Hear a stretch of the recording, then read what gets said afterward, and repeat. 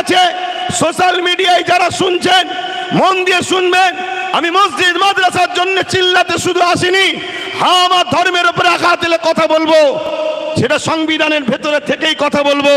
তবে কিন্তু জানিয়ে দিই কেন্দ্র জালিম সরকারকে, মনে রেখে দেবে আব্রাহা বাদশাহ শক্তি নিয়ে, হাতি নিয়ে, ঘোড়া নিয়ে, বিরাট সৈন্য নিয়ে আল্লাহর ঘর কাবাকে মিটাতে এসেছিল। আমার আল্লাহ আবাবিল পাখি পাঠিয়ে আব্রাহা বাদশার নাম নিশানাকে মিটিয়ে দিয়েছে। সময় থাকতে থাকতে কেন্দ্র সরকার পরিবর্তন হও, শুধরে যাও, নাই তোমারও দশা ওই রকম হবে।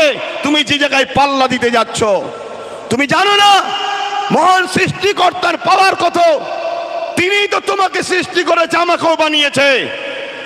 মনে রাখবেন, নমরুদ যখন খোদার সঙ্গে পাল্লা দিতে গেল, আপনারা সবাই জানেন একটা খোঁড়া মশা পাঠিয়ে নমরুদের রাজ ক্ষমতা শেষ হয়েছে এবং তার নাম নিশানাকে মিটিয়ে দিয়েছে।